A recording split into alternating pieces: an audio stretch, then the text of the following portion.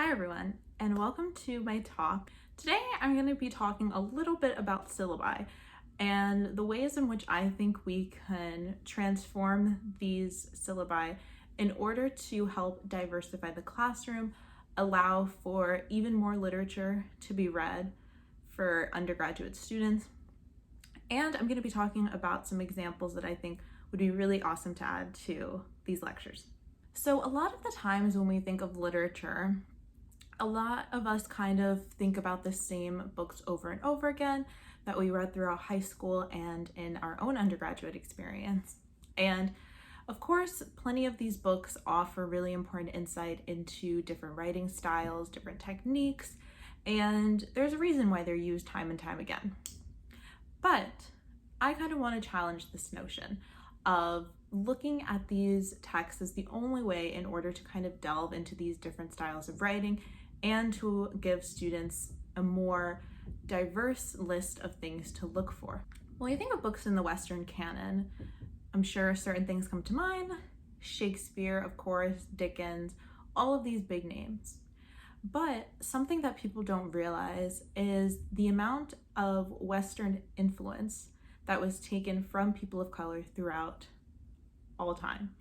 And we can look at earlier writings, even kind of like later writings as well, and how foundational they were and influential they were during their time period and how they can be influential to us today reading them in a classroom. I'm someone who believes in adding literature into beginner courses, composition courses, because I think it really allows for students to be able to take these pieces of work and see how concepts are applied, and also see how they're applied amongst, like I said, different genres, but also different voices. A lot of the times we end up hearing the same kind of voice over and over again, usually white male. And something that I think is really important is to see the ways in which different people over time use their voice and how they wrote.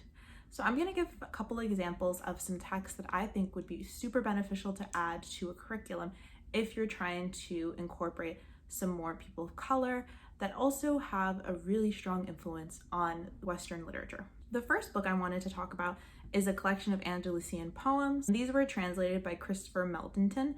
He has a book where there are Angelician Moorish poems. They're written in English, they're written in Spanish, and in the Arabic. I think this would be a really great addition to the classroom. Not only are we going to be looking at the influence of the Moors and the influence the Moors had on poetry, because they wrote so much poetry, and that's one of the genres that I think would be really amazing to explore. It also gives students the chance of being able to see the ways in which language is used. The reason I say we should add Moorish poetry is because, like I said, the Moors had a really big impact on Western civilization. They ruled over Spain for hundreds of years. Looking at the way in which Moorish poetry is written also really shows us kind of the timeline in which these stories took place and the ways in which the European landscape influenced their writing as well, which I think would be an interesting thing to kind of explore. And it's interesting to see kind of the multicultural dimensions that these types of poems have and the ways in which they provide really amazing insight into the minds of the Moors, who were a huge influence in the West with philosophy, religion, writing, music, and a bunch of other things. Another book I think we should also add to this is The Woman of Color. This was written in the 19th century. The author, unfortunately, is unknown, but there has been speculation and things like that in place about who wrote it. The reason I think this would be a great addition is because how these books are giving an insight into the lives of people who we wouldn't hear about in mainstream English or history. This book is a fictionalized tale that's written in the form of letters. Another really interesting kind of form to explore and see the way in which our main character Olivia writes back and forth and talks about her time going from Jamaica to England, all of the trials and tribulations she faced, so many things that are still super relevant today. I think this book would be a really great addition to a classroom because of the use of form in the book, as well as the themes that can really pull kind of really interesting topics of discussion. Next thing I wanted to recommend is the work of Plotinus.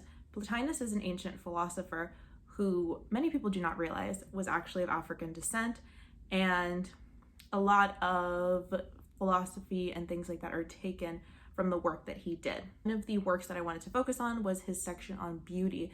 That has been taken and repurposed multiple times over and over again by a bunch of white philosophers, and I think that it's really interesting to go back to the original source material, because unfortunately you have narratives around people of color who are whitewashed and erased from history, and he's one of the examples of someone who is marketed in the West as someone who was white, but when you actually do the research into his lineage, you realize he was a person of color.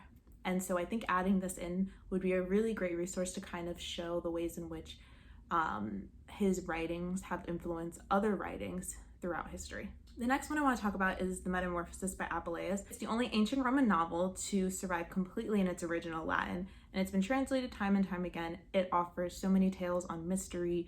It has stories of mystery cults, about magic, and it's just such an interesting, crazy story that is so entertaining and is a really fun read. And I think this would be a really great addition, because a lot of the times we do read more older things like the Odyssey and stuff like that, and I feel like adding the Metamorphosis into the curriculum would be a really great way to get that kind of ancient writing style, but written by a person of color, and overall add even more rich work to the classroom. Next book I want to recommend is Captain Pamphile by Alexandria Dumas. He's another author. He's most famous for writing The Three Musketeers and all of the other books in that kind of series. Not many people know that he is actually of African descent, and that he has this book that I'm talking about in particular is actually marketed as a younger book. I believe it's marketed to younger audiences or children, and it talks about the topic of enslavement.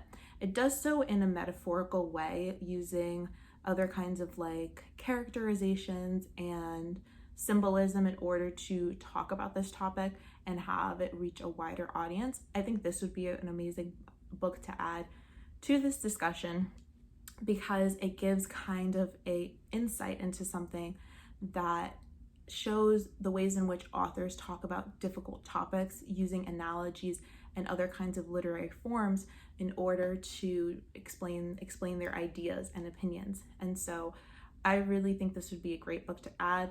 All of his books I think would be also really amazing to add as well, but this one in particular I feel like kind of gives a different meaning. The last book I wanted to recommend is Hay Ibn Yaqdan, and that's written by Ibn Tufail. Now, he was an Andalusian poet, writer, philosopher, Islamic theologian.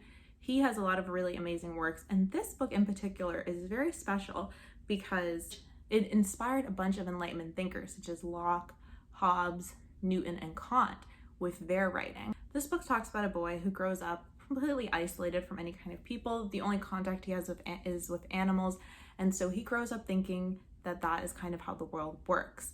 And this really started the whole kind of adventure island type of subgenre in books, and even Robinson Crusoe was actually heavily inspired by this book. And along with other kinds of thinkers, Marx was inspired by the work in which he wrote on materialism in the book. And so this book has a really important significance when it comes to looking at all of these other authors who took inspiration from this. And many of us don't even realize that these works and these books and these philosophical ideas were actually taken from this original Arabic book, and the ways in which all of these things have influences on the people in which we read. So this leads me back to my question that I ask myself is, why don't we read people of color lit prior to the 20th century? And I think a lot of the times we kind of narrow ourselves in looking at these texts because there are so many incredible texts that came out of the 20th and 21st century from people of color, and so many things that we've read in our undergraduate experience. But as always, I think it's important to challenge these ideas, and I think it's really important to kind of broaden our scope of what we look at and what we read and what we find significant, what we want to share with our students.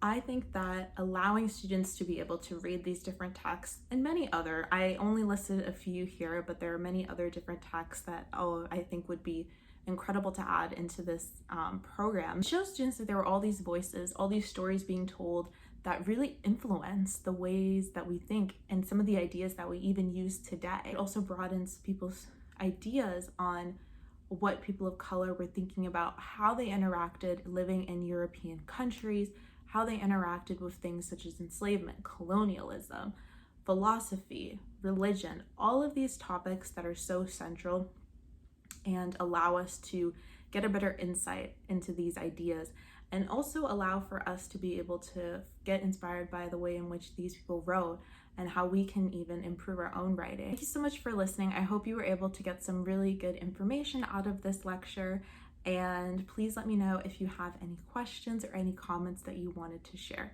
Thank you.